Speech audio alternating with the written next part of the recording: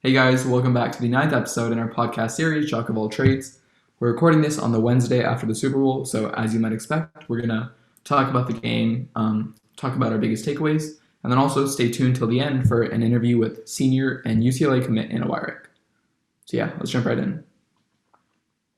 All right. Permission to rant, my good sir. You got it. All right. I just want to start off by saying Tom Brady is the undisputed GOAT of football. He has 7 Super Bowl rings out of 10 Super Bowls he's been to. He has 5 Super Bowl MVPs. He's been to 18% of all Super Bowls. He's won 13% of them. And even more incredible, his 7 Super Bowls is more than any other franchise. That means okay, the Steelers and the Patriots. Patriots have their 6 from Tom Brady, and Steelers also have 6. That means in 55 years, they've won 6 Super Bowls. Tom Brady's won 7. That's insane. Okay, I don't want to hear any other player's name in the same conversation as him, except for maybe Michael Jordan. He's definitely the GOAT of football, and he might even be the GOAT of all sports. And okay, and people want to argue, oh, he's a system quarterback. It's all because of Bill Belichick. Well, he left Bill Belichick. He went to the Buccaneers. This is the worst. This is like proven to be the worst team in all of football. The Buccaneers have like the worst winning percentage, I think. And he turned them around in one season and got them to the Super Bowl and won. Like that's insane. He is the Patriot system. He is the system. And I think this year, if he didn't have as many interceptions, which I guess comes with adapting to a new system, he would be MVP. And I think he could be MVP next year if he just cuts those down. I'm calling it right now. Oh, by the way, at the start of the season, I called it Tom Brady going to the Bucks with decent receivers. He would go to the Super Bowl and he would win. Check my article on it. But that being said, although he was efficient and he did his job, he had 200 yards, 3 touchdowns. He wasn't the key to the Bucks' victory in Super Bowl 55. And really, I think that's the point to emphasize here. Like Muthi, you might think that, and I agree in saying that Brady is the GOAT, but I think something that we shouldn't be forgetting is the fact that Brady has like a star-studded wide receiver core. He has Rob Gronkowski. Everyone knows, probably the greatest tight end alive right now. He has Mike Evans, Chris Godwin, Antonio Brown, Scotty Miller, who is supposedly supposed to be the Don't put fastest player in Scotty the league. Miller in there. Don't put Scotty. Scotty Miller is like the new guy who Brady made people know who he is. And okay, and yes, he has those receivers, and but none of them made the Pro Bowl. Gronk Gronk isn't prime Gronk. He's not okay. In the regular season, he wasn't even the best tight end on the team. It was probably Cameron Brate. He showed up in the Super Bowl because Brady actually looked at him, and and yeah, and basically the previous like 6 Super Bowl, he's never had. This is the first year he's had proper receivers. Let's be honest. Other than Randy Moss from like 2007 to 2010, he has never had even a top 10 receiver. But all I'm just trying to say is that like we shouldn't be giving him all the credit because there's definitely a lot of credit to be passed around, especially the Bucks Yeah, right. defense, That's fair. which That's fair. played a huge role in Patrick Mahomes like having somewhat of a off game in the Super Bowl, as well as his own star-studded wide receiver core. I think one thing before we move this discussion forward, one thing that's really interesting is that the guys who scored touchdowns in the game were who Gronk scored two, Fournette who scored one, and Antonio Brown who scored one as well. And all three of those guys were only on the Bucks because of Tom Brady. Gronk came out of retirement for Tom Brady. AB probably wouldn't have gotten onto a team in the NFL without Tom Brady sort of convincing Bruce Arians. And then Leonard Fournette, his career had kind of been falling off, but then he signed with the Bucks, and his career is now rejuvenated. Just the impact he has and the way he transformed the Bucks franchise, which, like Mutha mentioned, has like the lowest winning percentage in NFL history. So yeah, Oh yeah, just adding on. Yeah, Gronk has been a great player. Leonard Fournette has been a great player. AB, however, I think is like the special case. Like he was he was basically ruining his life with all those scandals, him yelling at his teammates, yelling at coaches, yelling at the NFL commissioner, going to the Patriots, having those sexual assault allegations. He was released by the Patriots, and then he started getting into like petty crime and stuff like that. And then Brady basically saved him. Like, he took initiative, he took responsibility of Antonio Brown. He said that Antonio Brown would fit into the Bucks. He convinced Bruce Arians, and he saved Antonio Brown's career. He got him a touchdown in the Super Bowl. He made him a Super Bowl champion. I think that's one of the most important stories from this season. So let's just talk about Mahomes really quick. So Mahomes, like it seemed like he was doing everything he could. You know, he already had that injury a few weeks back, which was probably limiting him a bit. But he made some insane throws. There was one in the fourth quarter that was kind of like a Hail Mary, just last ditch effort to somehow get like another touchdown, and he was almost parallel to the ground when he threw it because I think he was tripped up by the defensive lineman and he just had to chuck it, and it bounced off the receiver's helmet, kind of like summed up the night. You know, the Chiefs couldn't get anything going.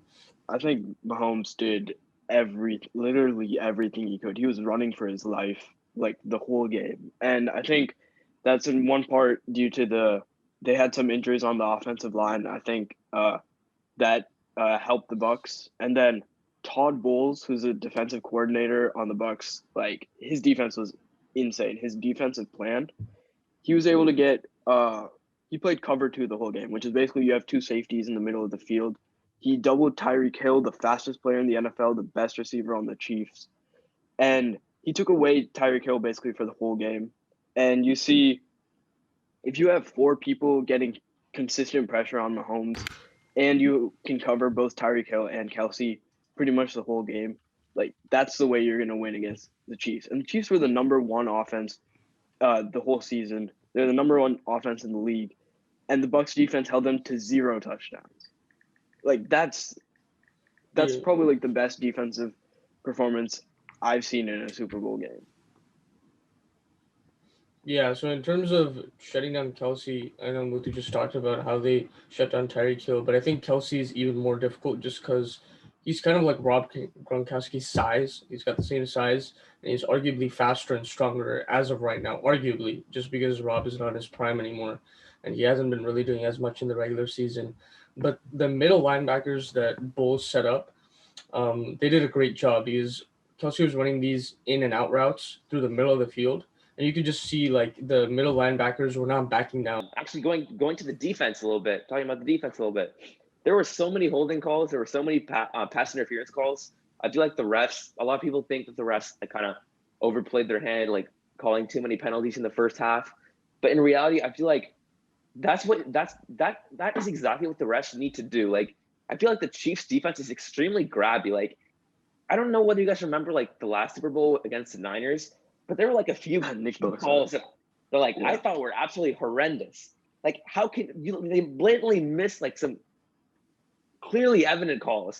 But luckily or I guess unfortunately for the Chiefs this time, the refs were not on their side, and I think that was another influential factor that played a role in their demise. But I think I mean, there's always going to be people who are going to say Chiefs versus refs. I don't like those people because they're just grasping at straws.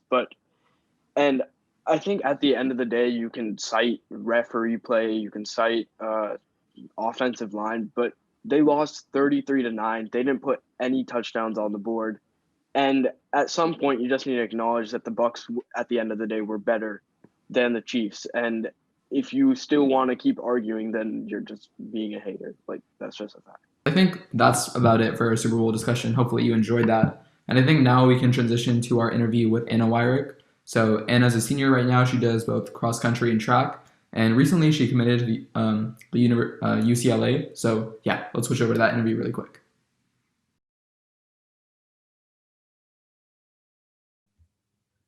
Yeah, so I was kind of always I was interested in it from like when I was younger. Both my parents ran like in high school, so that kind of interested me. And then I tried it out in middle school, and I really liked the sport. And I think just like the more I ran, the more like the more I think like the more I wanted to run, and like the more attached I became to the sport, and the more I began to enjoy it. So, and then it kind of just became more serious like as the years went on.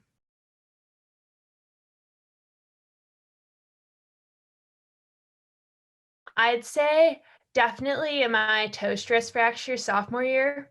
I had never been injured before, and I was supposed to be out for a month, and then I got misdiagnosed. So I was actually out for like a season and a half, which consists of like 8 months. So it's kind of just hard with like the uncertainty of not knowing like how, if I'd still be like the same runner I was when I came back, and just not really knowing what the future held.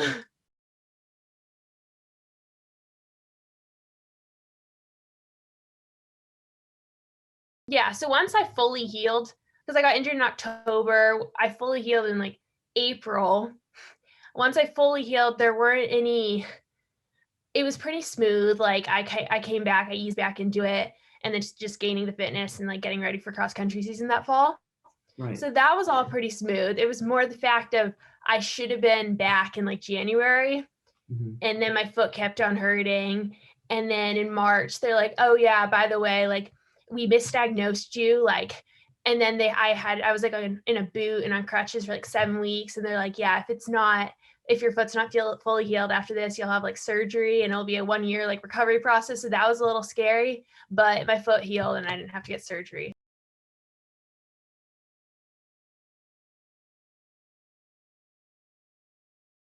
So it was definitely different since it was all virtual, and I didn't get to like visit and meet the team in person.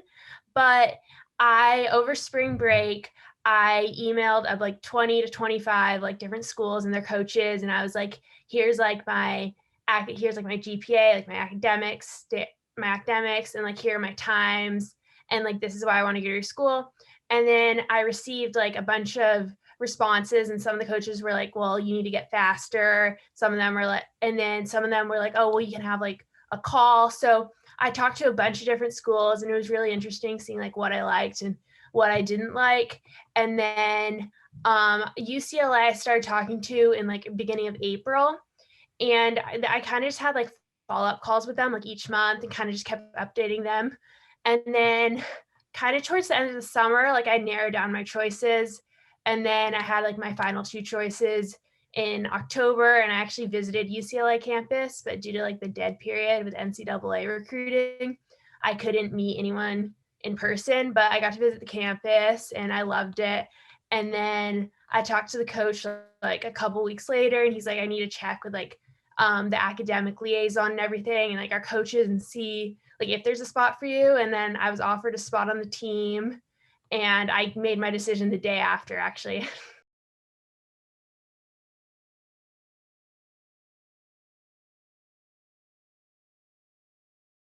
All right, so hopefully you enjoyed that interview, and that about wraps it up for this 9th episode of Jock of All Trades.